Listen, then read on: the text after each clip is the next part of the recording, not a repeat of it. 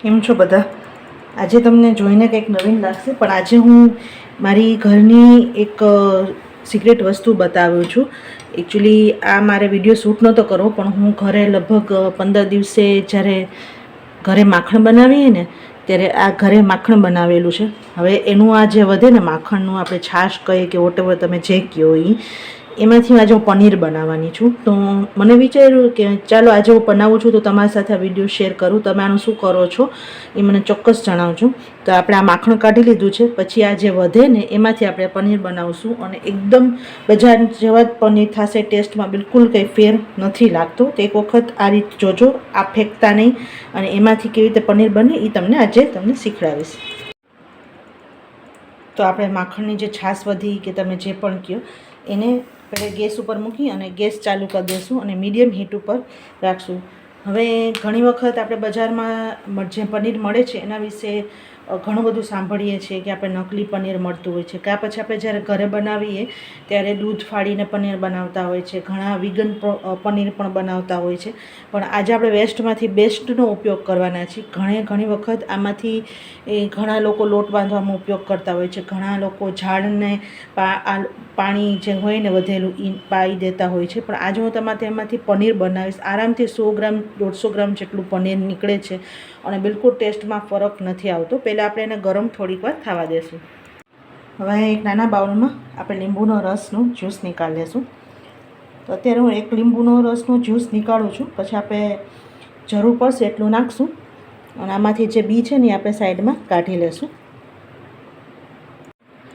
એક લીંબુનો જે રસ હતો ને એમાં આપણે થોડુંક પાણી નાખી દઈશું, ડાયલ્યુટ કરી લઈશું. બહુ ઝાઝું પાણી નહીં નાખીએ, થોડુંક પાણી નાખી અને એને હલાવી લઈશું. અને સાઈડમાં હવે આપણે જે ગરમ કરવા રાખી દીધી તપેલી આપણે ત્યાં હવે તરફ જઈએ. જો આપણે આ ગરમ કરવા રાખી દીધું, એકદમ સ્લો ફ્લેમ રાખ્યું હતું અને હવે આપણે ધીમે ધીમે આ જે લીંબુ પાણીનું મિક્સ કર્યું છે એ બધું નાખી દઈશું.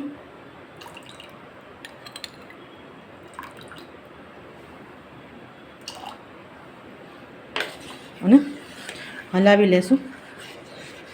તમે જોઈ શકો છો કે કડલ થવા માંડ્યું છે.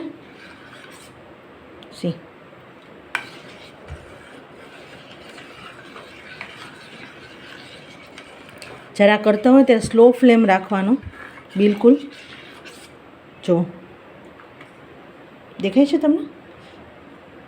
અને પાણી પણ અલગ થવા માંડ્યું છે. અને હવે ગેસ બંધ કરી અને આપણે એને સ્ટ્રેન કરી લઈશું. જો નીચે આવી રીતે ગણ્યું રાખ્યું છે, એટલે કોઈ પણ કાણાવાળું, અને ઉપર આવી રીતે કોટનનું તમારે કોઈ પણ કપડું રાખી દેવાનું છે. અને હું આ પાણી અત્યારે યુઝ નથી કરતી. તમે આ વે પ્રોટીન કહેવાય એ તમે લોટ બાંધવામાં રાખી શકો, પણ મારી પાસે ઓલરેડી અવેલેબલ છે એટલે હું અત્યારે આ નથી રાખતી. પણ આનું પણ તમે લોટ બાંધવામાં કે પછી તમારે જ્યારે દાળનો ઉપર પાણી નાખતા હોય ને એમાં પણ તમે વાપરી શકો. અને હજી આપણે બધી વસ્તુ લઈ લેશું. જો અને ફરીથી આપણે જેમ પનીર બનાવતા હોય ને એમ આપણે થોડુંક ડ્રિંકિંગ વોટર નાખી અને આપણે એને હલાવી લેવાનું છે, જેથી જરાક પણ ખટાશ રહી ગઈ હોય ને, આપણે લીંબુ નાખ્યું હોય કાં તમે વિનેગર પણ નાખી શકો, તો એ ખટાશ કાઢવી જરૂરી છે. તો આપણે એકદમ હલાવી લેશું પાણી નાખીને. તમે જુઓ કે કેટલું બધું પનીર નીકળ્યું છે.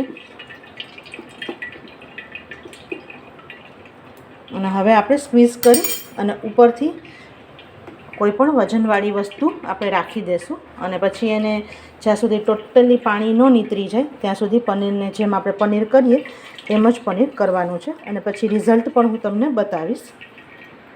જો આપણું પાણી બધું નીતરી ગયું છે અને હું તમને હવે બતાવું.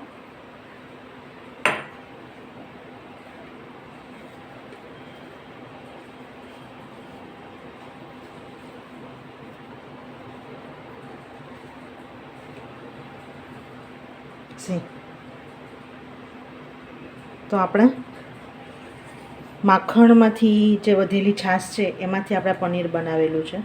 અને તમે જોઈ શકો છો કે એટલું સરસ અને ટેસ્ટમાં પણ એવું સરસ.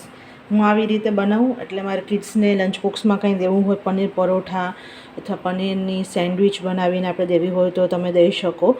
અને અથવા તમે સોતે કરી અને ફ્રેન્કીની જેમ વચ્ચે બનાવીને દઈ શકો. તો તમારે કોઈ પણ ટેસ્ટમાં ફેરફાર નહીં. એક વખત ટ્રાય કરજો, ગમ્યું હોય તો લાઇક, શેર અને તમારા ફેમિલી ફ્રેન્ડ સાથે પણ શેર કરજો. આ યુઝફુલ એકદમ રેસીપી છે.